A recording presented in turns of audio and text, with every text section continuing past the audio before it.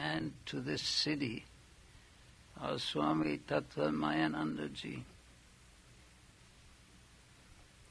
And especially that he should give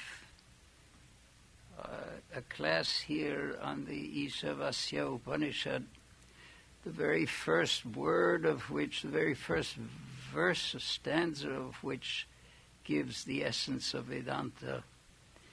And he is,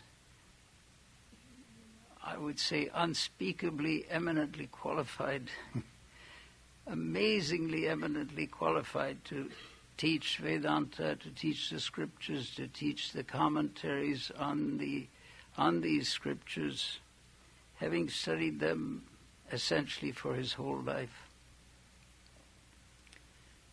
So we look forward to an extremely inspiring and enlightening experience in listening to the Upanishads and other scriptures over the years, as will be expounded by the Swami.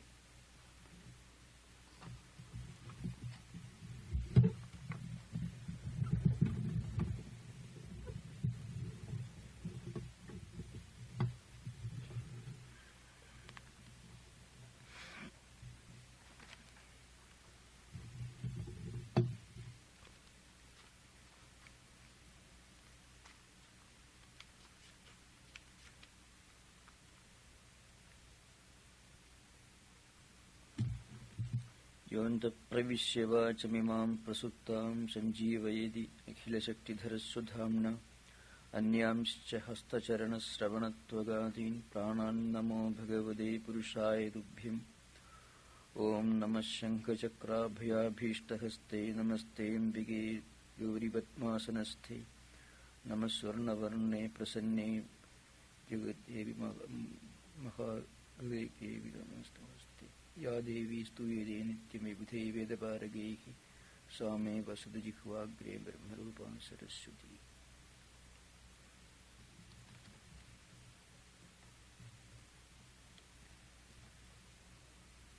I shall start with chanting the Shanti Patha, the peace chant of this special Upanishad.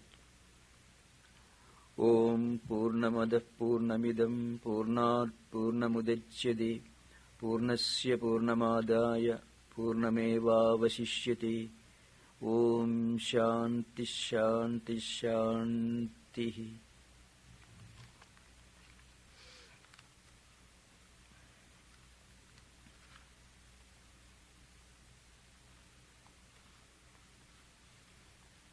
The invisible is the infinite. The visible too is the infinite.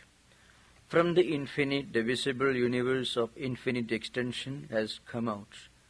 The infinite remains the same, even though the infinite universe has come out of it. Om, peace, peace, peace. At the outset, I would like to tell you something about this Upanishad and its place in the extensive Vedic literature. Some of what I am going to tell you may be already familiar to you. In that case, it will be some kind of a revision. As most of you know, the Vedas constitute the most important scripture of Hindu philosophy, Hindu culture, and Hindu spiritual heritage. In Hindu tradition, the entire religious scripture, the world of religious scriptures, is divided into three categories. Of the three categories, the most important, the foundational scripture, is called the Vedas, or Shrutis we call. So you find in Hindu tradition, if you want to judge whether a tradition, a philosophical idea or a convention is authentic or not, you have to decide on the basis of its relation to the Vedas. If it is sanctioned in the Vedas, it is authentic. So also Gita, Mahabharata, Ramayana, or any of the rituals like pujas, or any philosophical doctrine, anything, if it agrees with the Vedas, it is correct, it is acceptable, it is authentic. And if it contradicts the Vedas, it is not authentic. Now, this Vedas, as another very well-known technical term, it is called Shruti. Shruti means the Vedas. The next in importance is Smriti. Smriti is, in fact, a kind of a constitution. How the ideas contained in Vedas are practiced or to be practiced in different ages is explained in this Smriti. The third is Puranas. In this context, you may perhaps remember, Swami Vivekananda made a very, very, very important, well-known statement. All the problems which go in the name of religion, social injustices, all kinds of degenerations that you find in religious practices, is because we move away from the fundamental principles of a particular religious faith system.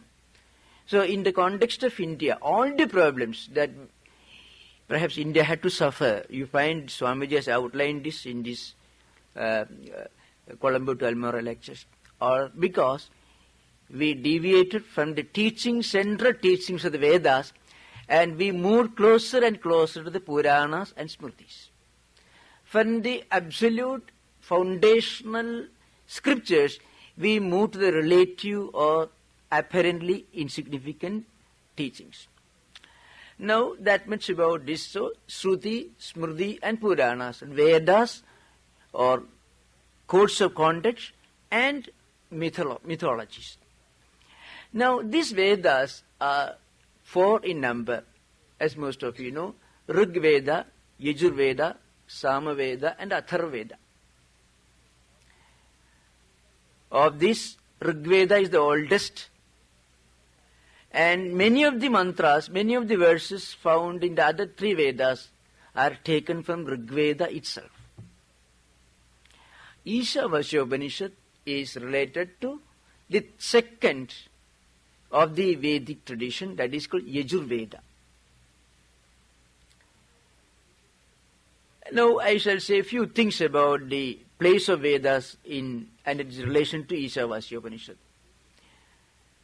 Many of you know that it was the great sage Vyasa who classified Vedic literature under 4 headings, 4 categories: Rig Veda, Yajur Veda, Sama Veda and Atharva Veda. He had 4 disciples. Their names were Yajur Vedas, the Rig Veda, Vyasa taught Yajur Veda to Vaishambhayana, Sama Veda to Jaimini, and Atharva Veda to Sumantu. Now, when Vyasa taught Yajur Veda to his disciple Vaishambhayana, there is a story which explains the importance and the relevance of this Upanishad. Vyasa taught Yajur Veda to Vaishambhayana, and Vaishambhayana had a number of disciples. Of them, the most brilliant was the great Yajnavalkya. And incidentally, Yajnavalkya is the greatest and most well-known philosopher saint of the Yajur Veda tradition.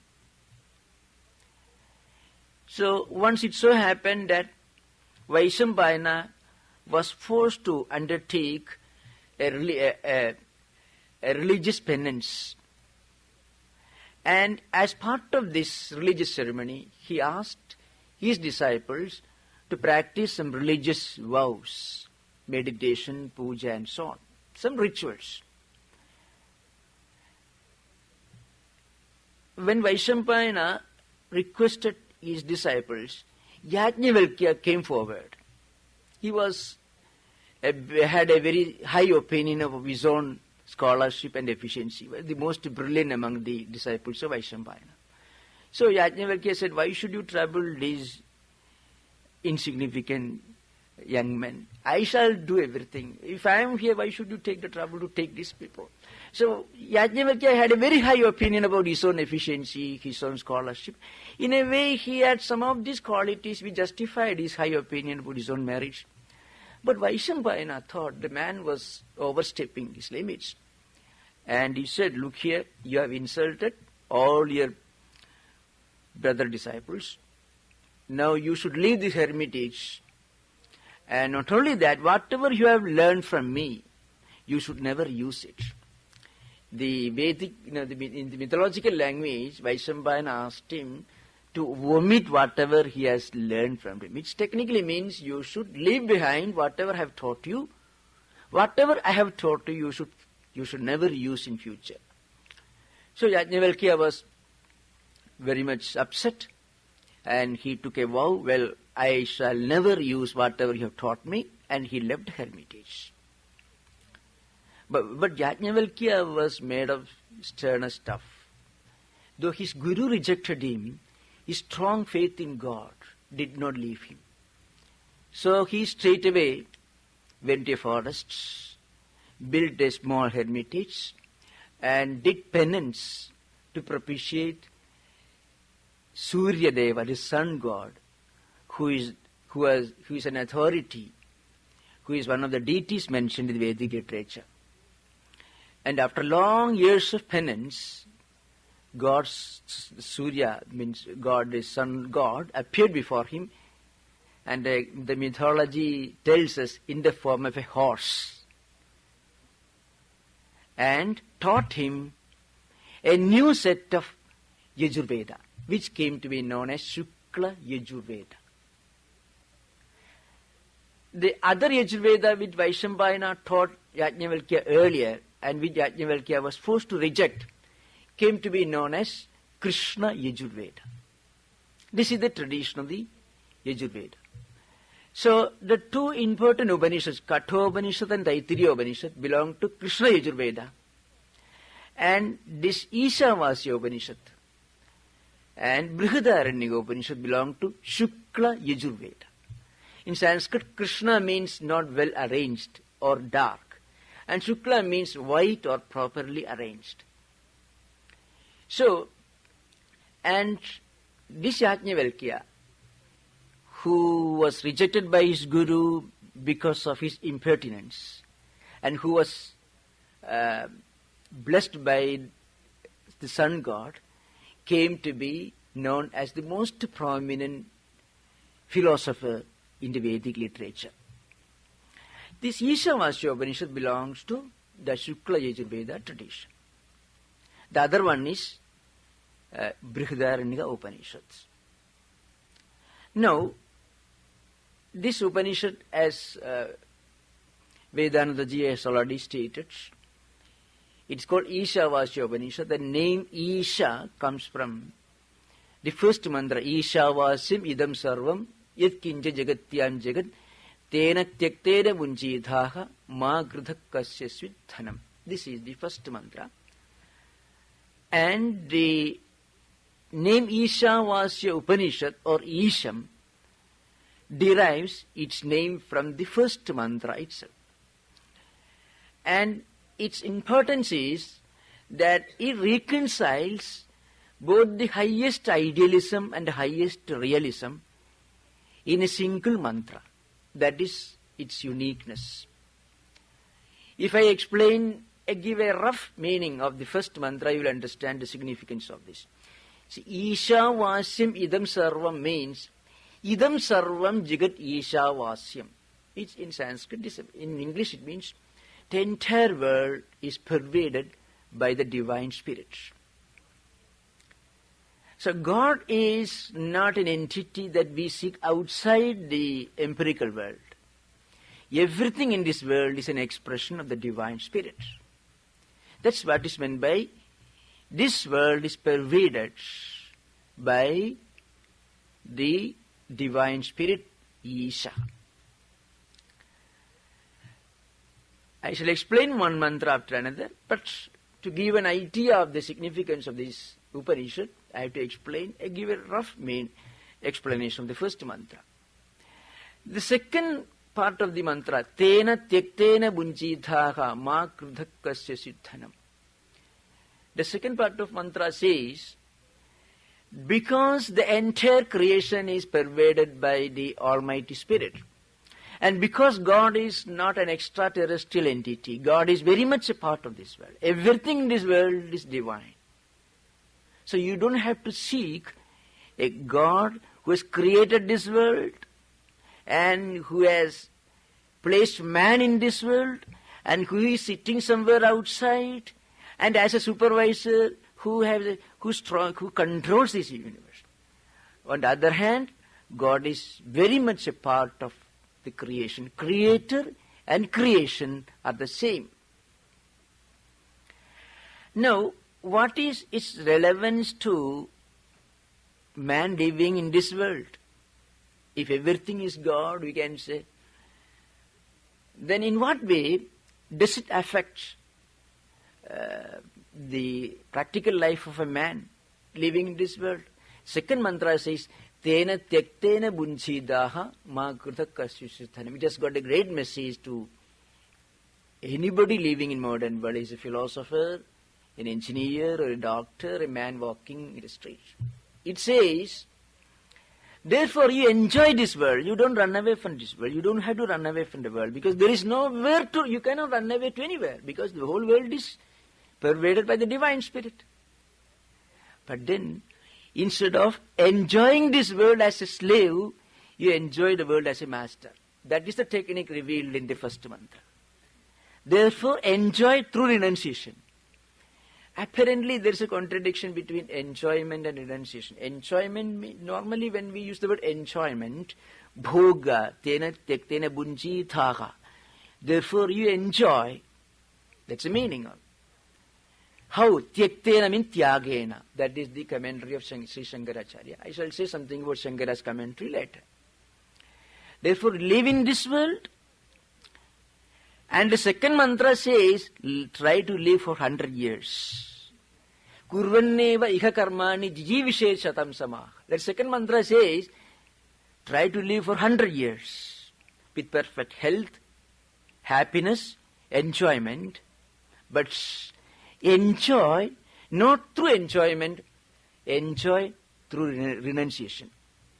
If you can live in this world with the full conviction that this world is pervaded by the divine spirit, this world belongs to God, this world doesn't belong to us, then we can live in this world, enjoy the world, and enjoy like a master, not as a slave.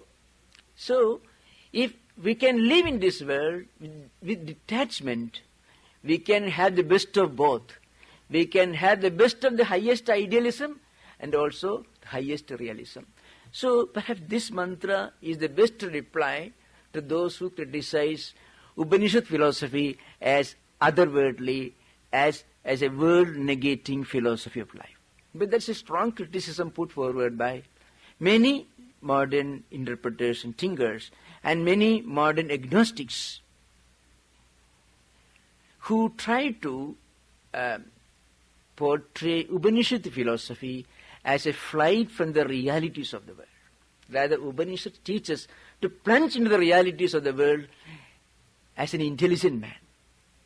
If you can live in this world with the full conviction that this world belongs to God, the world is not a separate entity, that the world is pervaded by the divine spirit, then we can live in this world as Upanishad says, Shatayurvai Purushaka. See, a man's age, longevity is supposed to be 100 years. That was the old Vedic dictum. Everyone should strive to live for 100 years. And second mantra says, Kurvanneva iha karmani jijivishet shatam samah. So work in this, live in this world, work, enjoy this world, but while enjoying, keep in mind that this world doesn't belong to you, it belongs to God.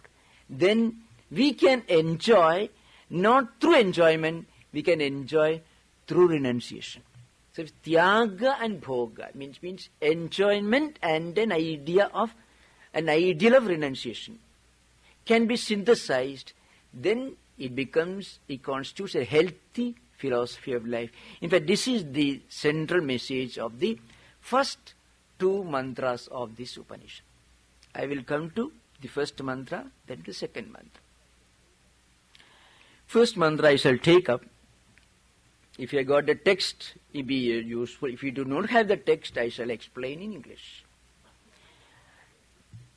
Isha vasyam idam sarvam yat kincha jagatyam jagat tena tyaktena bunjithaha ma gritha kasya svidhanam. This is the splitting of this mantra. Now, Isha Vasya Upanishad is supposed to be a metrical Upanishad. There are two types of Upanishads in the Upanishadic tradition. One set of Upanishads like Isha Vasya Upanishad, Katha Upanishad,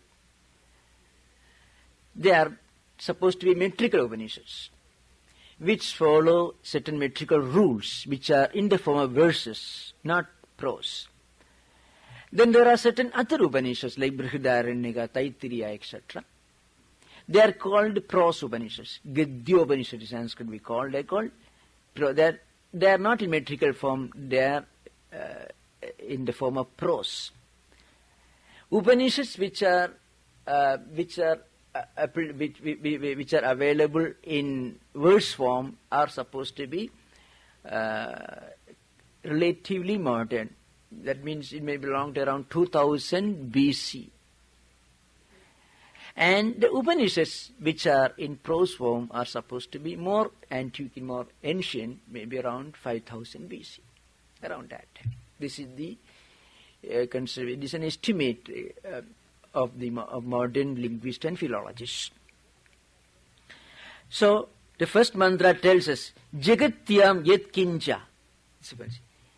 In this world, Jagatyam yet kincha asti. Jagat itself means something which moves. Jagatyam means in this world. Yat kincha means whatever you find. So whatever you find in this world which is moving means whatever is perceptible to our eyes, our ears, or our skin, or our smell, whatever is perceptible to our senses, whatever you find in this world. That is, what is it explained? The Upanishad tells, Jagat, that is Isha Vasyam. The literal meaning of this word is, this expression is, Isha Achadaniyam. Bhashyakara Shankaracharya says in Sanskrit. In English it means pervaded by the divine spirit. It is pervaded by the divine spirit. So God is not a person who creates this world and creates different beings in this world and sits somewhere outside the world controlling, regulating, punishing and rewarding. Rather, God is the divine spirit which is the essence of everything that we can pursue, we can think about, we can conceive of.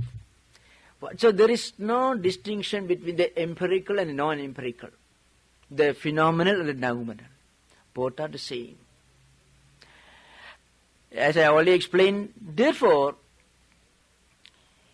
even when we try to live in this world with attachment, with desire, thinking that this world, its pleasures, all belong to us, even then, in reality, they belong to God. So, some of the commentators have explained this in a very graphic style. Even if you think that you are behind everything, you can create this world, that God has no role to play in our destiny, even then it is God's will that works.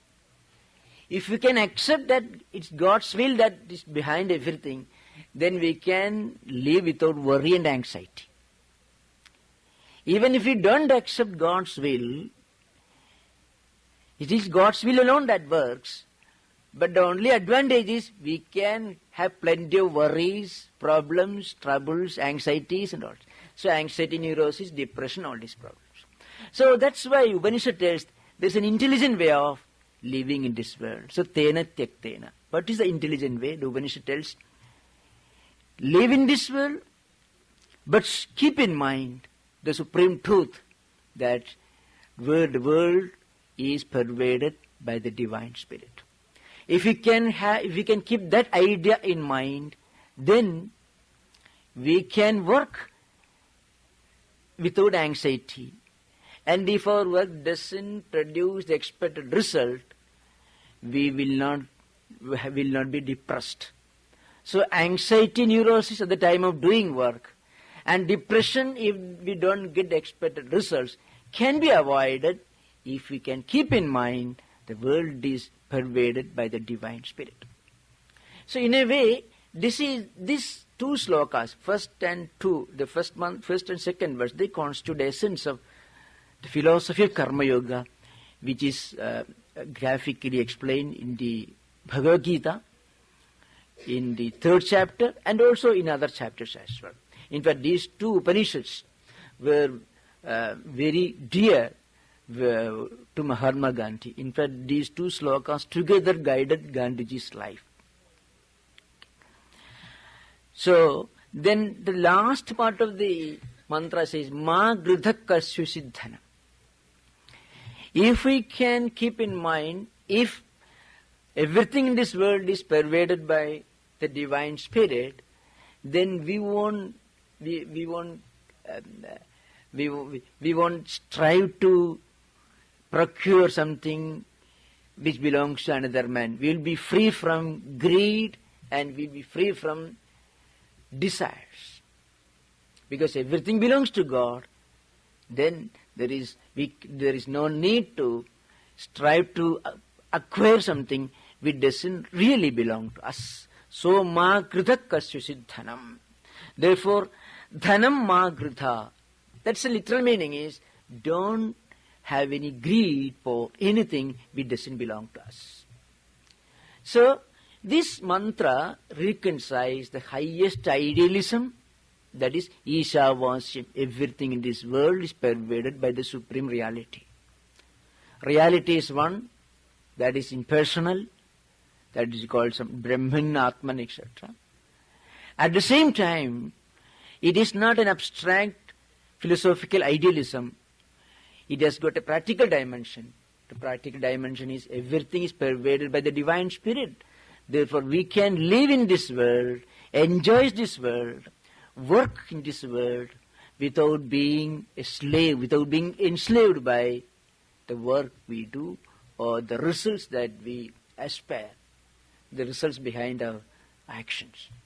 So if we can combine action with detachment, it becomes a healthy philosophy of life. We can avoid anxiety at the time of doing work, and we'll be free from depression if we don't get the expected result. This practical aspect of Advaita philosophy is brought out in this third and fourth part of the padas, means of this mantra, quarters of this mantra. The second mantra is also very important.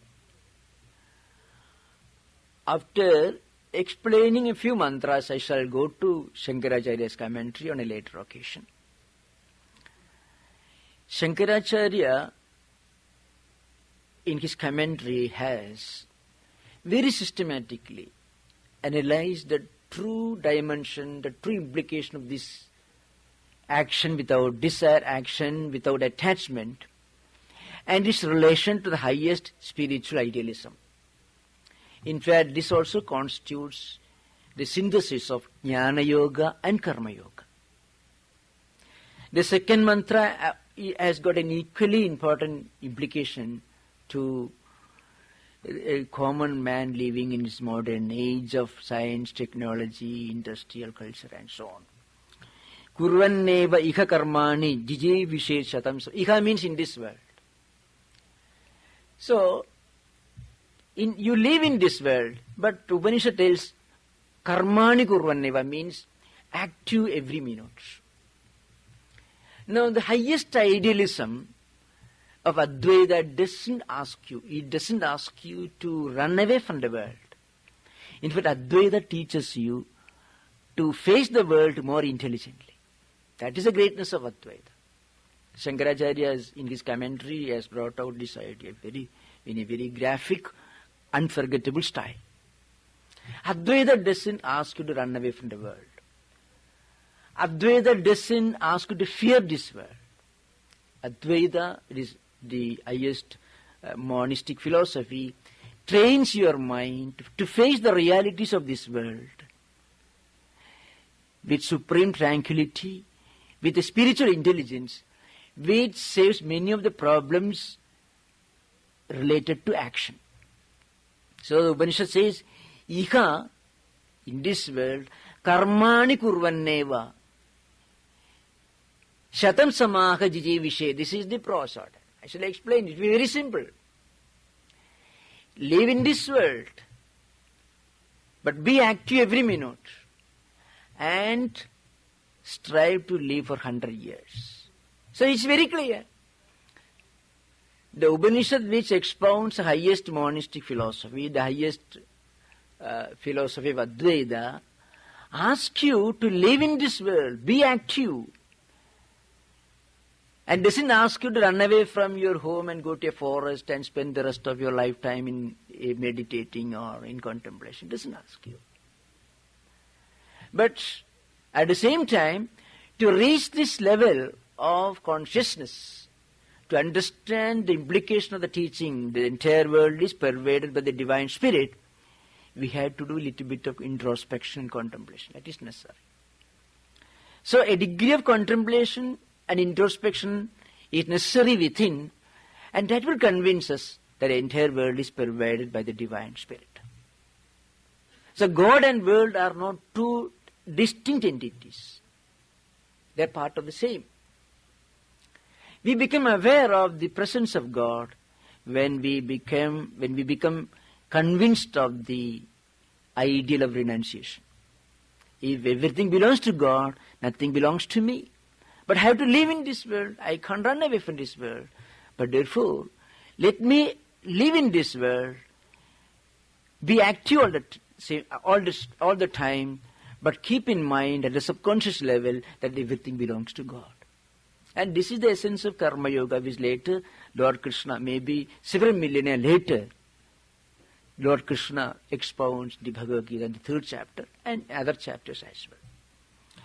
So here he says, Iha, in this world, karmani kurvanneva, shatam samaha jijivishe. This is the prose order. Live in this world, be active, and for 100 years. This idea comes from the Ayurvedic text. Ayurvedic text, the ideal of life is supposed to be 100 years. Shatayurvai purusha. Every man has got 100 years. That's the old ideal. That is incorporated here. And the 3rd and 4th part of the sloka, evam toi na anyate dosti na karma lippede nare. That is a very important word. I shall explain this later. First I shall give the practical implication of this sloka, and then I shall come back to sloka again if necessary. If we can live in this world with the full conviction that the world is not distinct from God, with the full conviction that the world that we live in, the world of which we are a part, the world in which we experience in our everyday life, is pervaded by the divine spirit, then the divine spirit is not a separate entity.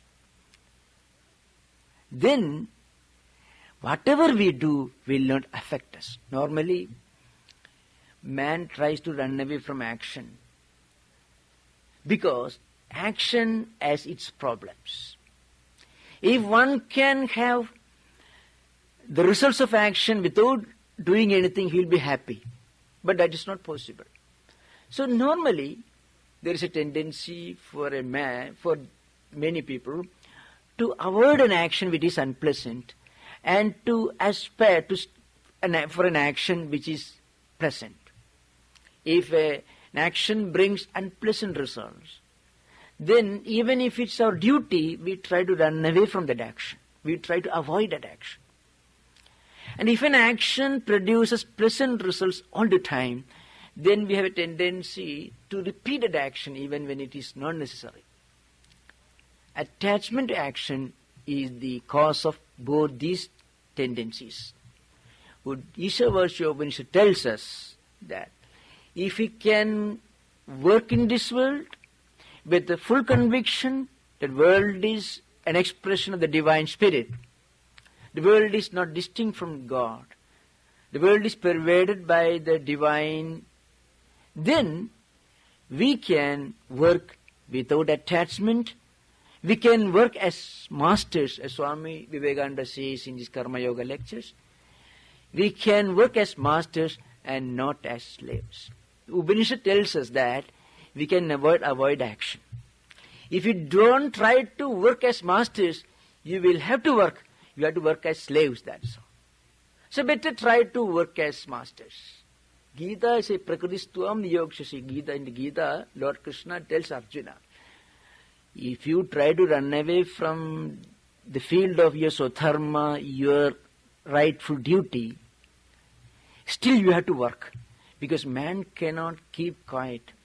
Even if he tries to keep quiet physically, his mind will not remain quiet. Even if he lay down in an easy chair, without doing anything with our hands or legs, still our mind will be busy all the time. So one can never avoid action. If we try to run away from action, we will be forced to work as slaves, helpless slaves. Swamiji in these Karma Yoga lectures takes this idea and says, is human life like a helpless boat that is tossed about the mighty waves of an ocean? Or is it a ship which has got a captain behind who controls its course? Now Upanishad tells us that we can never avoid action. Even if we try to physically avoid action, our mind will be busy all the time. Which means action is the nature of human existence. But action produces its problems. Most of the problems which are termed as the problems of abundance, problems associated with this age of science and technology.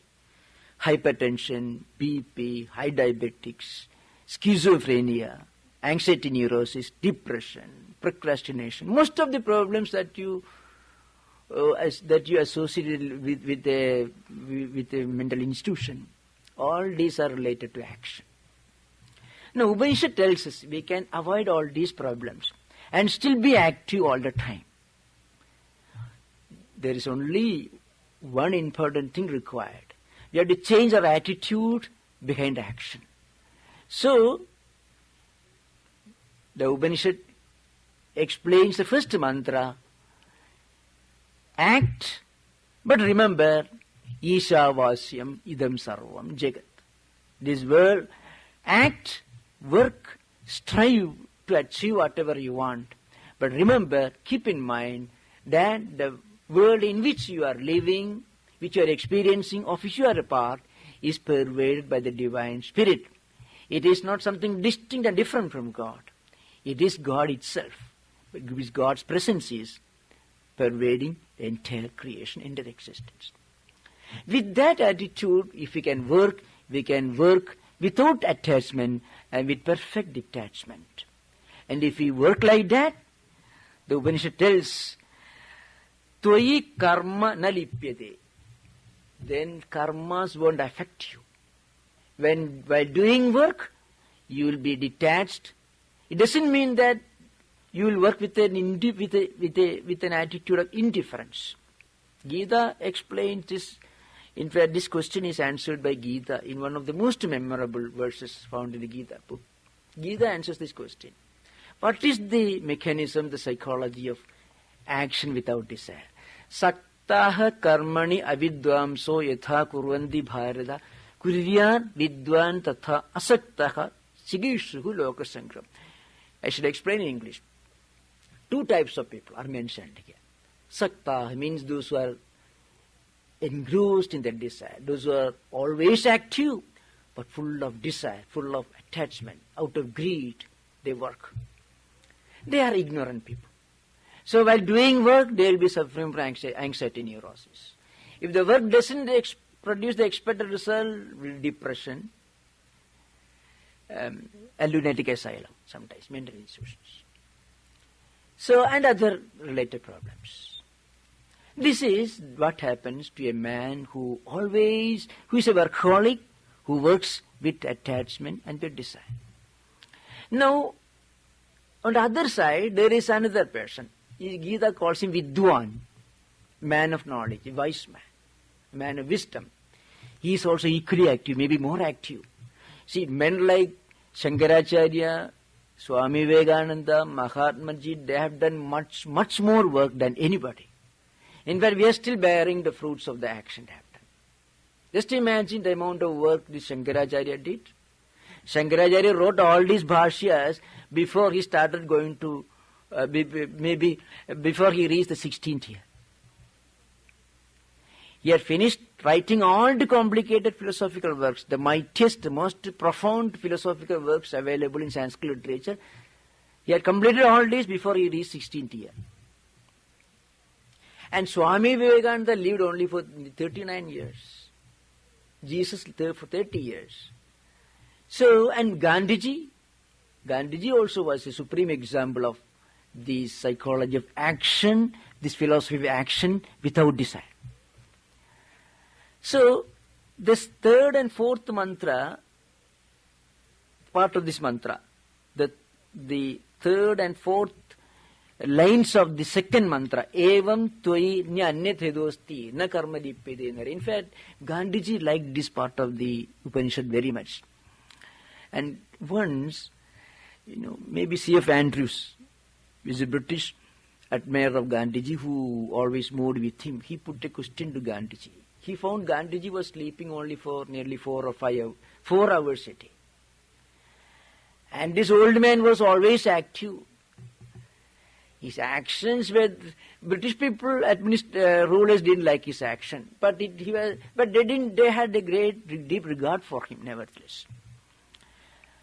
So C.F. Andrews put a question to Gandhiji. Gandhiji, why don't you take rest for some time? You are fatigued, you are tired. In one context, maybe C.F. Andrews, I'm not very sure, put this question. We said, then Gandhiji asked, who is tired? Because he found Gandhiji never took holidays, never went on a vacation, was always active. And then he asked a counter question, who is tired? And later, when some journalist asked Gandhiji to explain this counter question, he said, I work not thinking that I'm a body-mind complex. I think I work as an instrument in the hands of God. That's what Gandhiji said in reply. And later this was published in the Young India, Gandhiji's complete works of Gandhi we find here. Now, how is it possible for some outstanding spiritual personalities to work so hard for so many years, so many decades, without, physically of course they may get tired and fatigued, but mentally they remain alert all the time, because they are able to perform their duties and their responsibilities with the perfect conviction that they are something beyond this physical body, something beyond the empirical. There is a divine spirit expressing, manifesting within them, and the world in which they live also is an expression of the divine spirit. They fully understand, consciously or unconsciously, the truth behind the first part of this Upanishad, Isha Vasam Idam Sarva. That is the implication of the first mantra. I shall come back to these mantras again next class. This time I was just trying to give an introduction to some of the ideas. The Upanishad contains not only the supreme ideal of Karma Yoga, the synthesis of Karma and Jnana, it also contains the highest Upanishadic Advaitic ideal, which we will deal with later. Thank you. Namaskar. Om Shanti Shanti Shanti. Kayena vacha manasindreva buddhyatmana vanusudasvabhavat karomi yadhyat sagalam parasmai Sri Ramakrishnaya samarpayami.